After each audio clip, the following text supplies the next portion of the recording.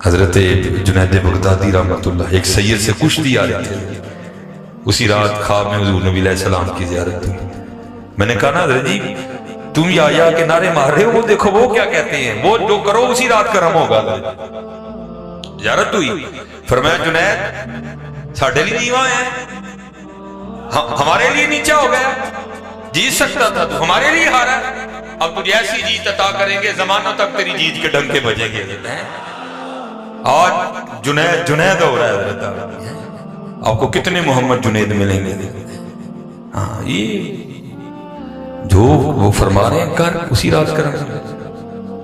وہ لکھا ہے کہ حضرت جنید بغدادی رحمۃ اللہ تعالی علیہ حکم آیا کہ جنید مخلوق سے علیحدگی کر، تزکیہ تصفیہ۔ آپ 14 سال آپ نے بغداد کے بیابانوں میں مجاہدے کیے، 14 سال بعد حضرت جنید واپس آ رہے ہیں۔ اب آپ تو پیدل تھے، کوئی گھوڑے پہ گزرا، کوئی اونٹ پہ گزرا، سب نے دیکھا حضرت جنید آ رہے ہیں۔ وہ خبر آگ کی طرح پھیلی بغداد شریف میں، سارا بغداد باہر ہی آ گیا حضرت کا جو ہے نا استقبال کرنے کے لیے۔ وہ ہر آنے والے کے ہاتھ میں نا پھول تھے،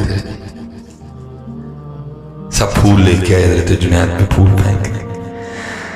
ہائے ہائے کتنا تقویٰ تھا ان لوگوں کا۔ آپ نے خود کو مخاطب کیا جنید، یعنی پھول تیرے تے سٹے گئے تے وہ نفس جنہوں 14 سال دی لڑائی کر کے ٹایا انہیں تو پھر اٹھ کھلونا، انہیں تو پھر اٹھ کھلونا۔ کی کرا کیوں جان چھڑا میں ایام معدودات فمن کان منکم مریضا او علی سفر فعدۃ من ایام اخر۔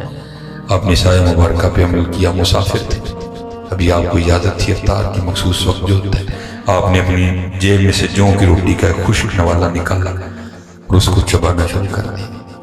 اس نظام کی تو ہم میں شدید کمی ہے، لوگوں نے بھی وہی کیا، سارے بھول گئے کہ آپ تو مسافر ہیں۔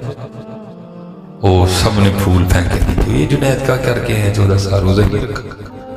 انہوں نے جناب پھول پھینکے نیچے اور پتھر اٹھا دیا اور حضرت جنید پہ سنگ باری شروع ہوئی۔ پتھر برستے رہے، آپ نے سر کو بچا لیا، نیچے بیٹھ کے نا پتھر برستے رہے اور اپنے نفس کو مخاطب کر کے حضرت جنید فرماتے رہے ہم چنگا رہے ہیں۔ ایک بچہ تھا جس کو پتھر کوئی نہیں ملا، غصہ تو اس نے بھی نکالنا تھا نا، غصہ ہی بڑا کٹنا ہے۔ فیس بک تو سارے مفتی نے دیا بھئی علماء کا کام علماء کو کرے، تو ہی ان وچ خود پیندے اس کو گالی دے، اس کو گالی دے، اس کو گالی دے، تو بندہ رہے یار۔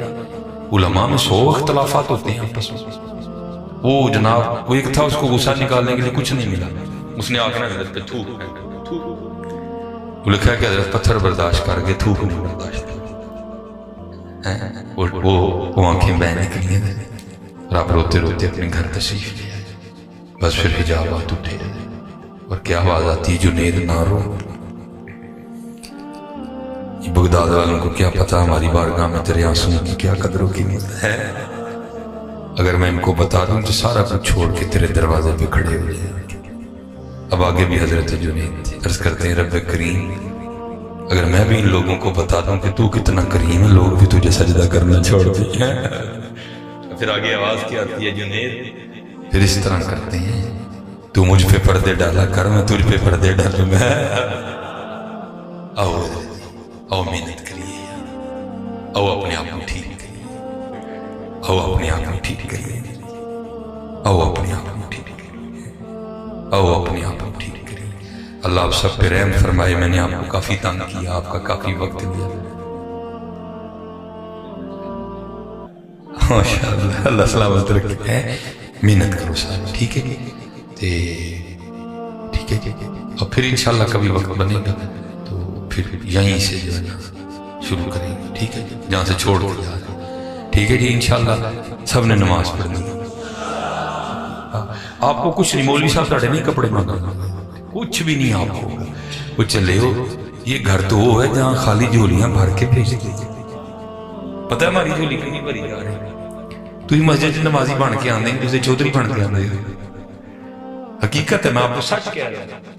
تو بھائی کتنے نمازی بن کے آتے صحیح، پھر ویکھن جاندے تینوں کی دے کے ٹورن، تو آنے چودھری بن کے، شکر کر تینوں کڈن نہیں دے، حقیقت ہے، شکر کر تینوں کڈن نہیں دے، چودھری بن کے نہ ہو جو کچھ ہے ان باہر رکھا ہے، بٹ جٹ مہر رائی گجر باہر چڑھ تیری سرکار میں پہنچے تو سبھی ایک